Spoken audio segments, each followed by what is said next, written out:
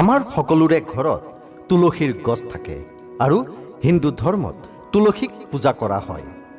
প্ৰচলিত বিশ্বাস অনুসৰি তুলসীত ভগৱান বিষ্ণুৱে বাস কৰে আৰু দৈনিক তুলসীৰ পূজা কৰিলে ঘৰত সুখ শান্তি তথা সমৃদ্ধি বিৰাজ কৰে। কিন্তু তুলসীৰ গছ ঘৰত ৰখাৰ স্থান আৰু পদ্ধতি আছে।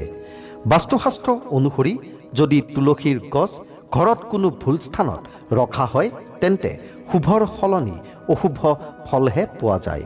সেইবাবেই জানি লওক তুলসীৰ গছ কোন স্থানত ৰখা উচিত।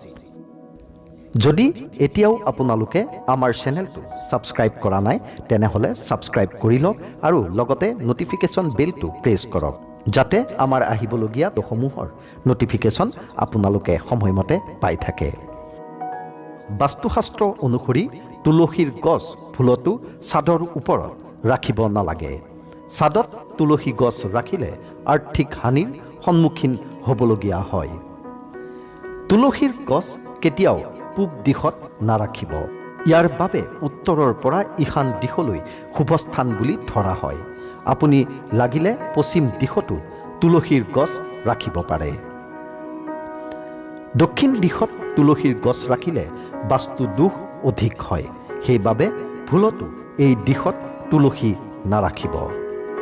মন কৰিব যাতে তুলসী গছত চৰাই বা পাৰ চৰাই বাহ নাসাজে, এনেহ'লে ঘৰত বেয়া প্ৰভাৱ পৰে। তুলসীৰ গছ ছাদত ৰাখিলে প্ৰাকৃতিক দোষ হয় আৰু ইয়াৰ ফলত ঋণৰ সমস্যা বৃদ্ধি পায়। প্ৰিয় বন্ধুসকল, আজিৰ এই ভিডিঅ'টো চাই আপোনালোকৰ কেনে লাগিল?